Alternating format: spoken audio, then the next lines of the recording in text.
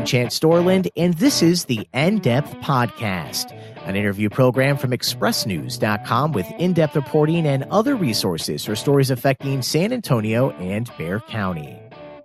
Last fall, a new unit opened at an ICE detention center 55 miles south of San Antonio to handle the surge of migrants coming across the border. But this unit was different, as it was designated to house migrants who identify as LGBTQ, and it joined the only other detention facility with a transgender section, which is in New Mexico.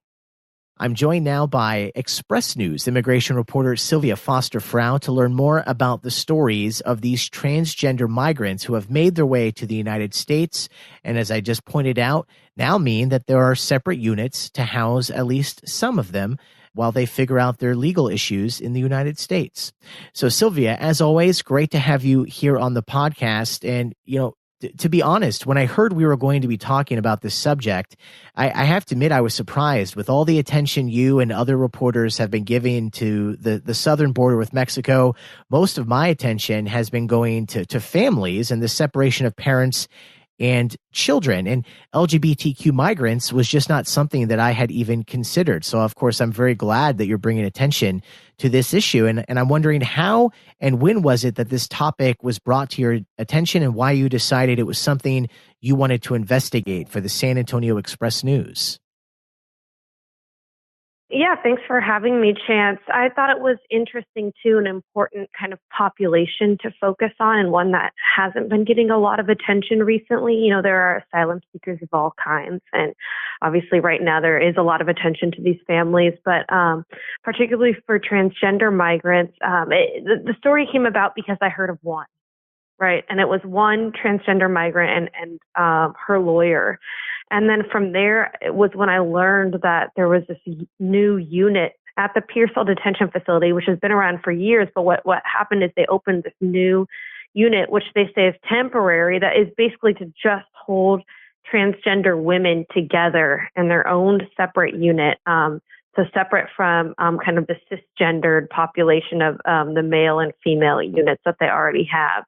And so I thought it was an interesting look at, okay, well, how do these people with this particular set of differences and vulnerabilities, how do they cope with detention? What is their story? Why are they coming here? The reason why they opened this temporary facility is because there have been so many that they've overcrowded the only other facility that has a transgender unit in it, which is in Cibola in New Mexico.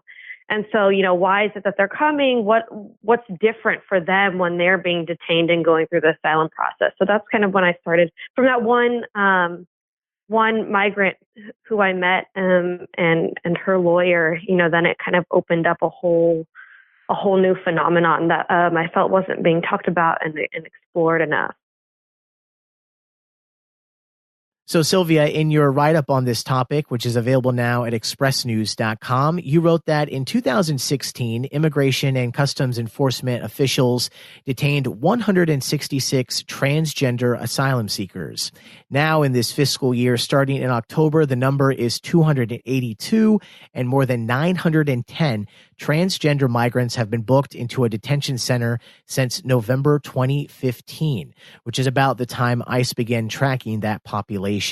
So as you talked about just briefly here before, the stories that you've been hearing that originally began by meeting one transgender migrant and a lawyer representing that person, what have you discovered about that person's and other migrant stories? And I'm wondering, how are they different than the stories of other migrants that you've been speaking with? Because obviously, if you follow your reporting, this is something you've been doing for months. Right. So I think the very first thing that struck me when I started interviewing this group of people was how much trauma they've been through. And at this point, I've been used to hearing harrowing stories from migrants about family members getting kidnapped and killed and gang violence in their neighborhoods. But I'd never seen, frankly, so many people with brutal scars and just stories of violence after violence being done to them on the streets, oftentimes by complete strangers just for being who they are.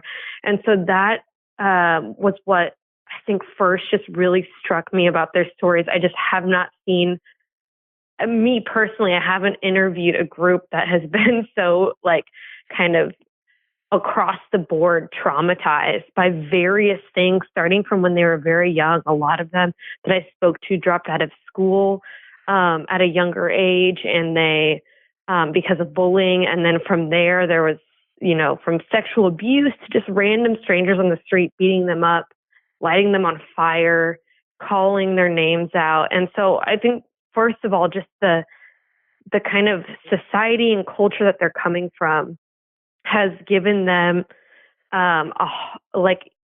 even a particularly difficult life, I would say.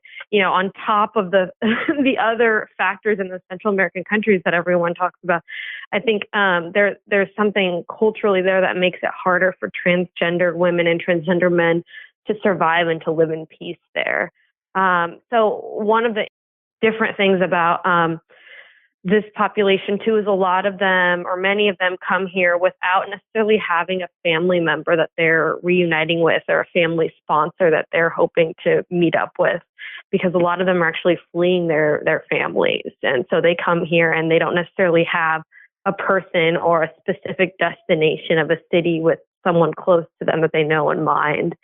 And then from there, if we want to talk about being in detention as a population that is arriving with these added traumas, these added, a lot of time, health issues. If they were beaten up on the streets and then they fled the next day, they might be arriving to the United States with still injuries from what happened to them, or injuries that developed into something else.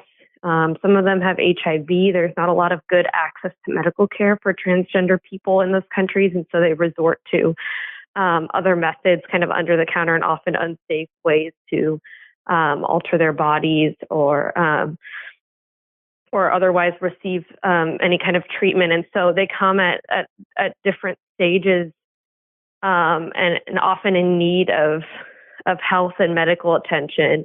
And they arrive at these detention facilities, which are, they're like jails. They're very controlled movement. They're bad food and lighting 24/7. And so I think it really exacerbates, the more vulnerabilities and traumas and the worse your health is, the more that those conditions are just going to exacerbate that.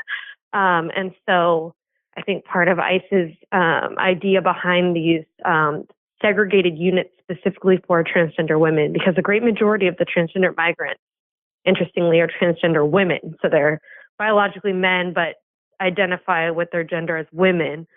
That's why they have these segregated units, because then they can these women can all be together.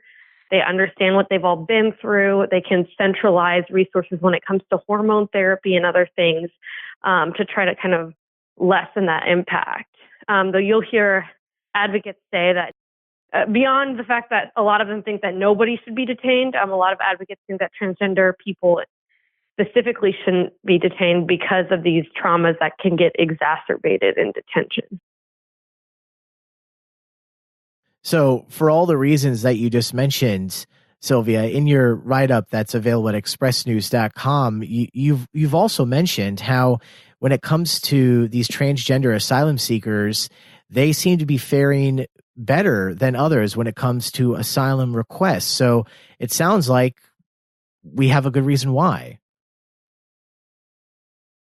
Yeah, so I didn't get any hard data, like kind of nationwide, on what that rate of asylum acceptance or denial is. I didn't hear back from the Department of Justice, and I said that they don't track that.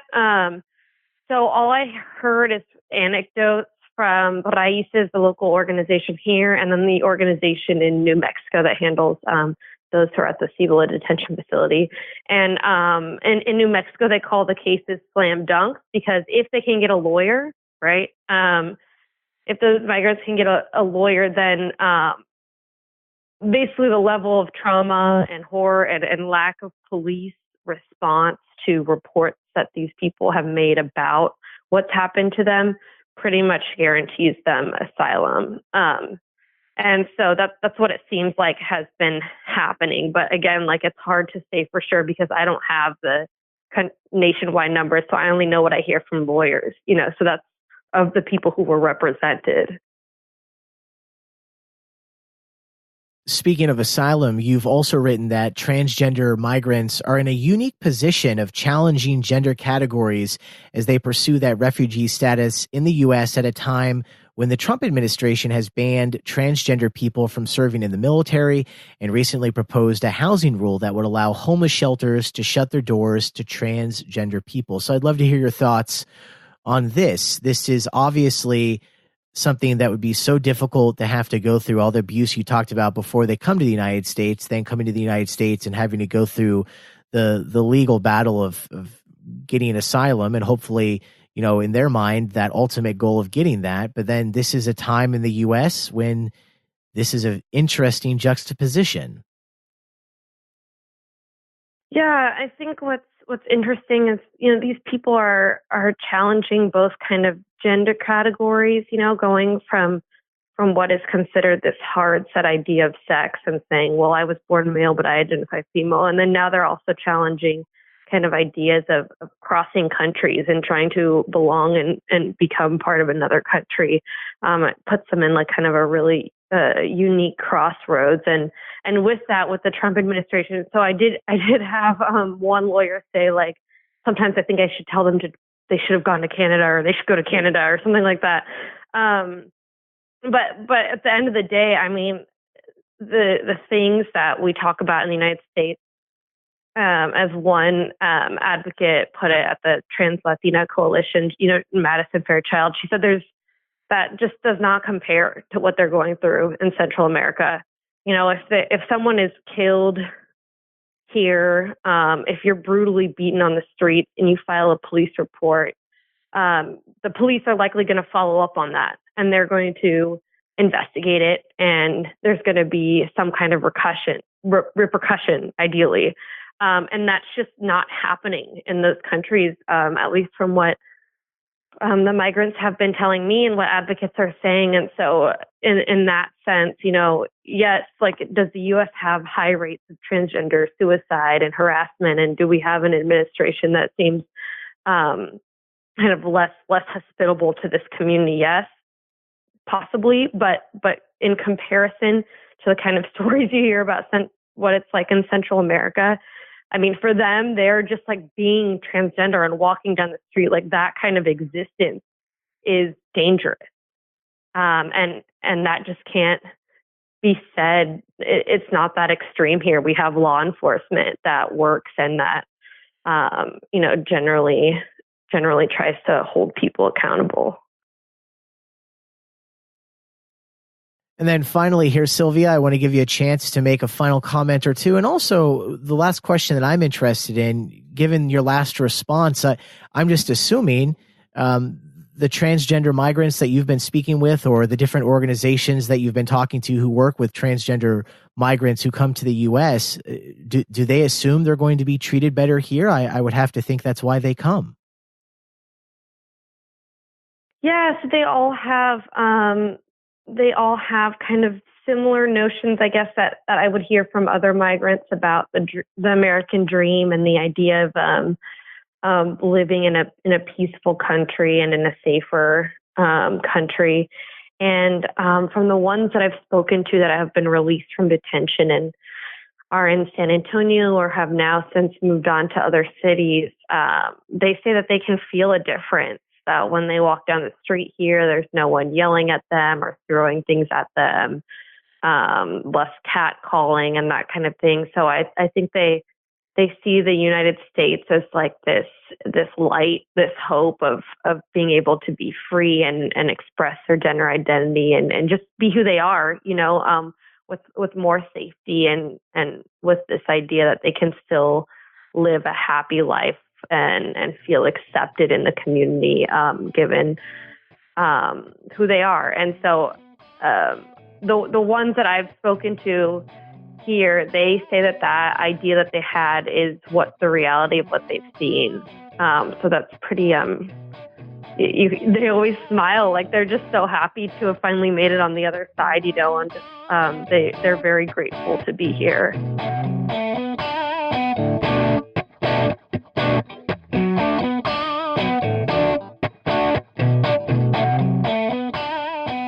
And thank you to San Antonio Express News immigration reporter Silvia Foster-Frau for joining me for today's episode of the In-Depth Podcast, an interview program from expressnews.com.